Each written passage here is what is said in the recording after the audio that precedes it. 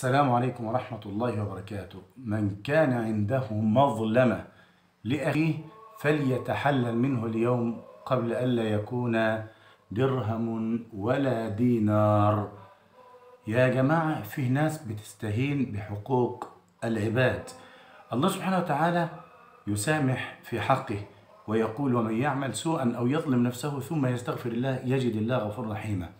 يعني سبحان الله، الأسبوع الماضي رجل عنده مبلغ لي من المال، بقول له: يا فلان لو سمحت أنا محتاج المبلغ، لأن الله سبحانه وتعالى عالم بأحوال كل واحد. فقال لي: يا عم الشيخ هناك على الصراط يبقى خدهم. بيخدع نفسه. دي واحد.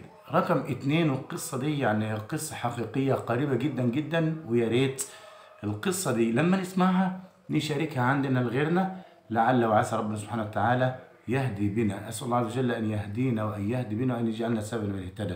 سبحان الله، رجل غني ولكنه كان مريض، صحته متبهدلة جدا. فكان له مبلغ عند رجل من جيرانه. فسبحان الله، كل ما الرجل الغني يجي يطلب المبلغ من جاره يقول: يا عم ابقى خده هناك، هو انت محتاج فلوس؟ طيب يا اخي، الله اعلم باحوال الناس. فظل يكرر: ابقى خدهم هناك، ابقى خدهم هناك عند ربنا. وهذا لا سبحان الله لا يعلم بان حق العباد حق عظيم. اليوم هو يوم عرفه، ممكن ربنا سبحانه وتعالى يسامحك في حاجات كتير، لكن حق العباد لا. تصعد على عرفات جبل الدعاء وستظل تدعو كثيرا، والله سبحانه وتعالى لا يقبلك بسبب ماذا؟ حق العباد. فلا بد من التخلص من حقوق العباد. طيب، يقول للراجل ده: يبقى خد حقك هناك عند ربنا سبحانه وتعالى. فالراجل ده كتب ورقة وحطها في جواب ظرف وعانه، وقال لي: ابنه يا ابني لو انا مت في اي وقت، عارف جارنا الراجل الفلاني؟ قال له: نعم. قال له: ابقى اعطيه الورقه دي حتى لو لقيته ماشي معاك في الجنازه. فبالفعل مرت الايام، الرجل يا جماعه مات.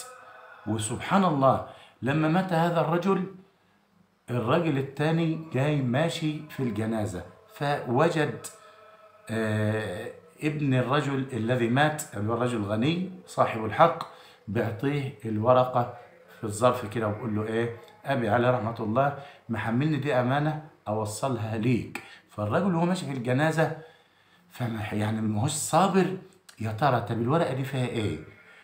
المهم ظل يحاور نفسه حتى فتح هذه الورقه، فلقى الورقه مكتوب فيها بقول له: طيب انت قلت لي ابقى خدهم هناك عند ربنا عند الصراط، وانا سبقتك على هناك، فلو انت راجل ما تدفعهمش وتعالى وانا اخدهم منك هناك.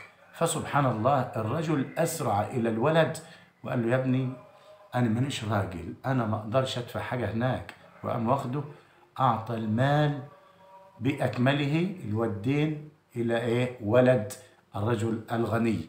فده كويس ان يراجع نفسه في الدنيا، ما تبقاش مفلس، مهما تحج، مهما تعتبر، مهما تدعو، وانت تظلم الناس في الحقوق، هذا لا يرضي الله سبحانه وتعالى. من كان عنده مظلمة لأخيه فليتحلل منه اليوم قبل ألا يكون درهم ولا دينار. وقبل ما ياخد من حسناتك، وده من حسناتك، حسنات تعبت فيها كثيرا ثم تطرح في النار.